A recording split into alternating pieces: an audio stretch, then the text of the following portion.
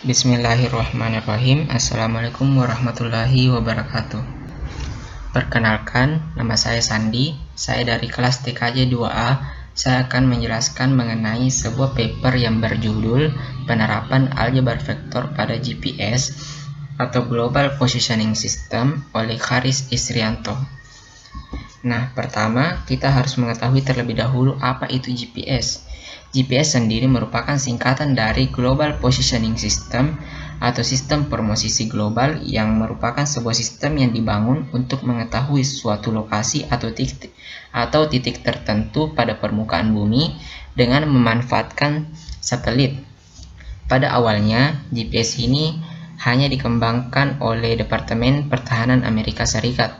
Namun, seiring dengan perkembangan zaman, GPS sudah digunakan secara luas oleh masyarakat. Dan kini penerapannya pun sudah merambah ke berbagai bidang, diantaranya yang pertama untuk navigasi, yang kedua untuk pemetaan geografis, dan yang ketiga untuk sarana hiburan. Nah, sebelum masuk ke bagian pembahasan, terlebih dahulu kita harus mengetahui apa itu sistem persamaan linear. Sistem persamaan linear sendiri merupakan sebuah metode untuk menyelesaikan persamaan linear atau persamaan lanjar. Nah, untuk menyelesaikan persamaan linear ini, kita dapat memanfaatkan matriks augmented dengan menggunakan metode eliminasi Gauss ataupun metode eliminasi Gauss-Jordan seperti yang sudah dipelajari sebelumnya. Nah, yang kedua yang harus diketahui yakni mengenai vektor. Vektor sendiri berbeda dengan skalar, di mana diketahui bahwa skalar hanya mempunyai besaran saja, sedangkan vektor ini mempunyai besaran dan mempunyai arah.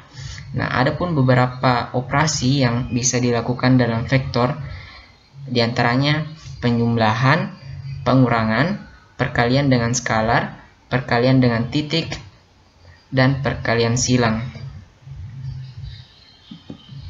Nah, yang ketiga kita masuk ke bagian pembahasan. Bagaimana sih sebenarnya prinsip kerja dari GPS itu? Dalam menentukan sebuah posisi, GPS mempunyai 3 komponen utama yang saling bekerja sama, yakni yang pertama ada ground control yang merupakan stasiun-stasiun yang terdapat pada permukaan bumi. Yang kedua ada GPS satelit yang merupakan GPS yang berada di luar angkasa.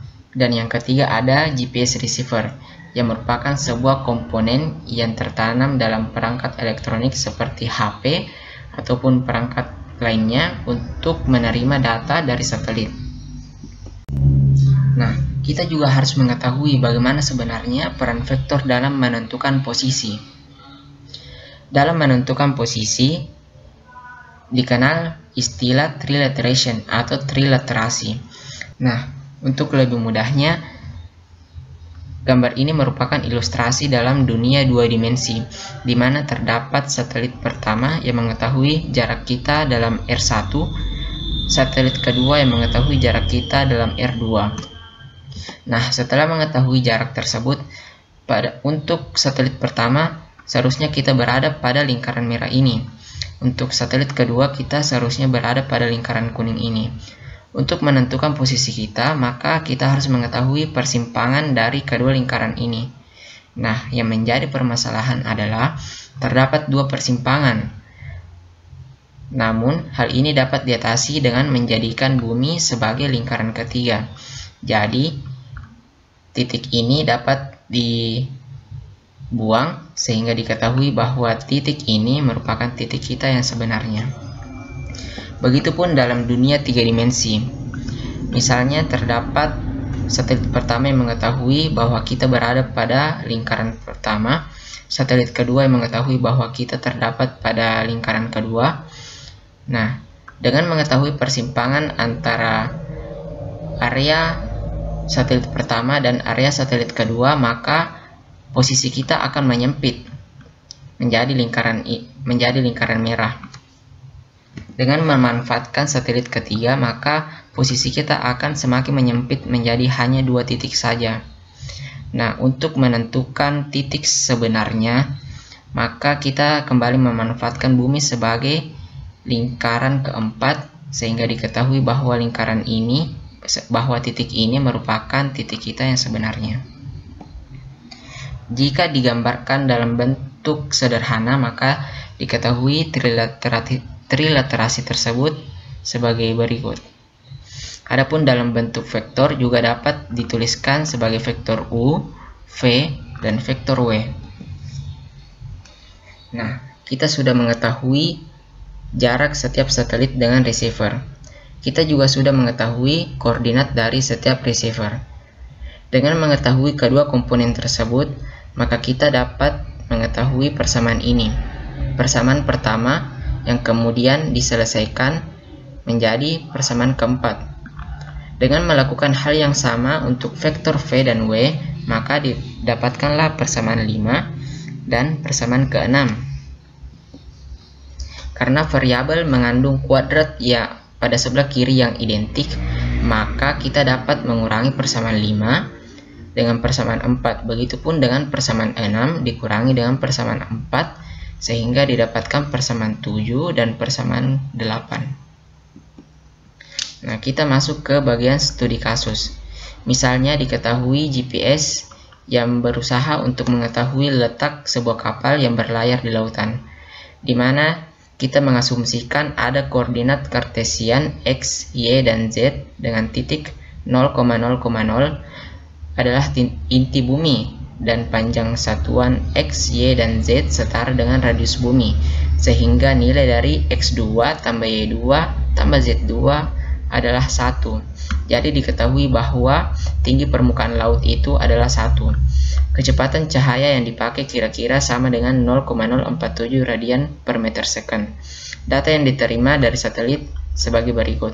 Jadi terdapat 4 satelit dengan posisi dan waktu yang sudah terdapat pada kolom ini. Nah, untuk menyelesaikannya terlebih dahulu kita masukkan data dari satelit pertama ke persamaan ini. Adapun untuk nilai D, diketahui nilai D sama dengan akar X kurang 1 kuadrat tambah Y kurang 2 kuadrat tambah Z kurang 0 kuadrat. Adapun untuk nilai 1, 2, dan 0 didapatkan dari posisi satelit pertama. Kemudian persamaan ini diselesaikan sehingga didapatlah persamaan kedua. Nah, untuk satelit 2, 3, dan 4 juga dilakukan hal yang sama, sehingga didapatkan persamaan 3, persamaan keempat, dan persamaan 5. Kemudian akan dilakukan pengurangan persamaan 2, 3, dan 4 dengan persamaan pertama, sehingga didapatkan persamaan 6, 7, dan persamaan 8. Nah, dari persamaan tersebut dapat ditransformasikan menjadi sebuah matriks augmented seperti berikut. Kemudian diselesaikan dengan metode Gauss-Jordan seperti yang sudah dipelajari sebelumnya, sehingga didapatlah matriks akhir seperti ini. Kemudian dari matriks ini akan ditransformasikan kembali ke dalam bentuk sistem persamaan linear, sehingga didapat hasil seperti ini.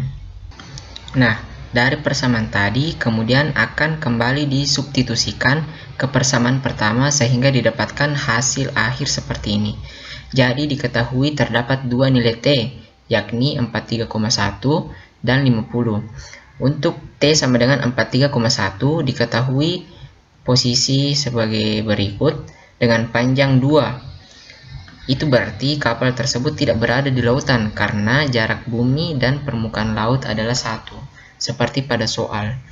Adapun untuk T sama dengan 50 diketahui posisi sebagai berikut dengan panjang 0,997. Nah, nilai ini mendekati nilai 1 yang berarti bahwa kapal berada di permukaan laut.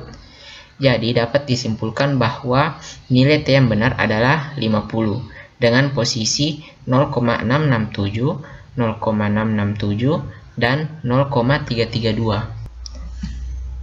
Nah, kesimpulan. Jadi dapat diketahui bahwa vektor dapat digunakan untuk menentukan posisi di permukaan bumi dengan GPS. Konsep yang digunakan adalah trilateration dan penyelesaiannya banyak menggunakan sistem persamaan linear. Nah, sekian presentasi dari saya. Lebih dan kurangnya mohon dimaafkan. Assalamualaikum warahmatullahi wabarakatuh.